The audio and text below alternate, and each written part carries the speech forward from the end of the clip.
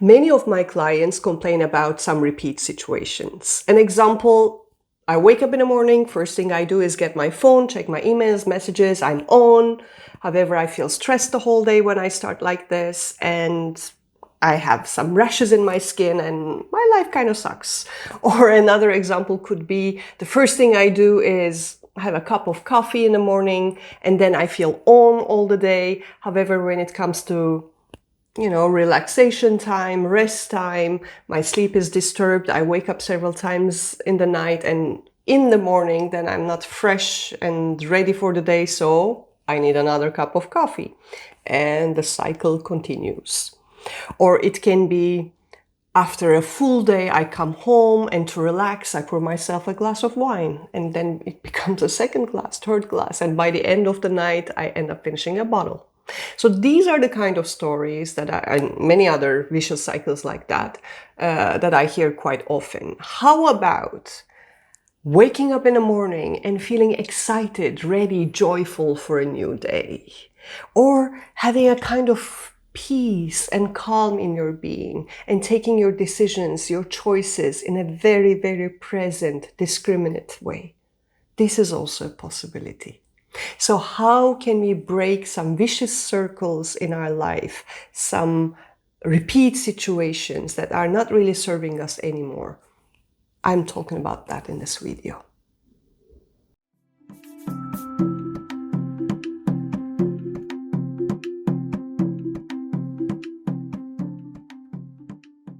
"43% of everything we do on a given day is out of habit."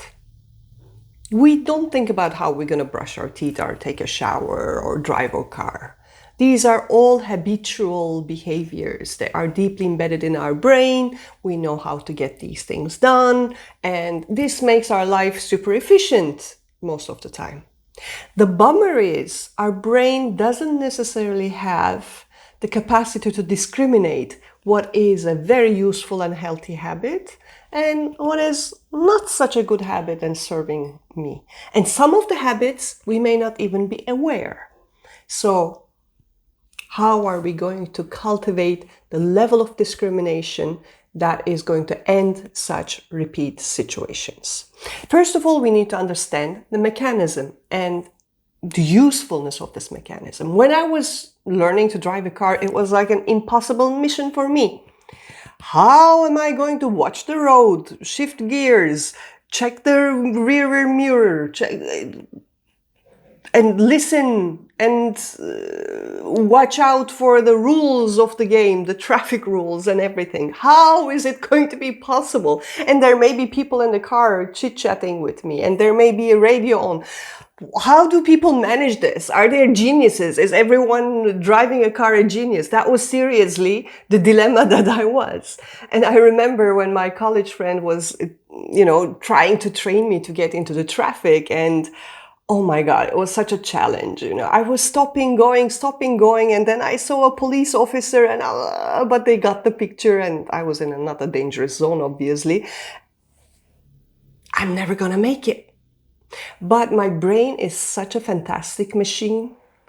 It just gathers data, learns from repetition, and stores it so beautifully that right now I don't have to bother about any of these. The moment I sit at my car, everything flows. Beautiful. And I even managed to drive with the wheel on the left and the right because of the countries that I chose to live in. Yay! So brilliant is the brain.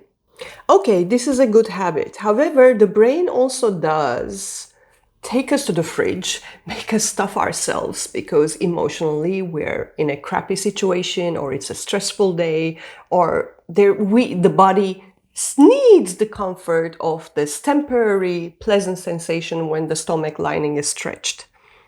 It's very temporary. Afterwards, digestive situations, feeling heavy, also having negative thoughts about guilt, about consuming more food than our body actually needs. Unfortunately, this is also a habit. And the thing about habit is, it is not necessarily a logical decision. We beat ourselves up because of these kinds of negative habits repeating themselves throughout the day. Some of them we're aware of, some of them we're not even aware of that they're a habit. However, the decision-making of habits does not even exist. They are, they are stored in a different part of the brain, in the subconscious, in the basal ganglia, where there's an auto action, so that the cognitive part, the thinking part, doesn't have to take the time to make those choices. So this little detail may bring us some compassion around our negative habits. When a person especially is dealing with an addiction, the addictive behavior is not necessarily decided upon. The addictive behavior kicks in to a more primitive part of the brain for efficiency. But as I said before, this kind of efficiency sucks. It's not a proper discrimination. It's a vicious cycle. It takes an effort to make our mind do stuff. Another point to consider, so that we're compassionate in this process to ourselves. Yogis say the mind is like a drunken monkey bitten by a scorpion. So it's a very wild thing. It's all over the place. And to bring it to the present moment and take conscious decisions around especially deeply established habits is something, is a work. And that work can also be quite exhausting. Meditation is a powerful source to change habits. However, meditating for 10 hours nonstop on a day in a 10-day retreat was difficult back in the time, and it's difficult today for me, despite the 15 years of experience. Remember, habits keep us in our comfort zone. It may be very comfortable for me to avoid confrontation and open communication and just let life take care of things. But I need to break this habit. I need to step out of my comfort zone if I want to have meaningful, lasting, harmonious relationships. Okay, you're convinced. You want to step out of the comfort zone. You want to finish the vicious cycle. What now? First of all, we need to understand that we may not be aware of our habits, how they kick in and how they complete their lifetime. Because the funny thing is, our brain is not really on when we are actually doing the habitual behavior as much as when we are present and aware of our behaviors. So you need a process of self-observation. What do you do in the course of a day to realize what are actually your habits?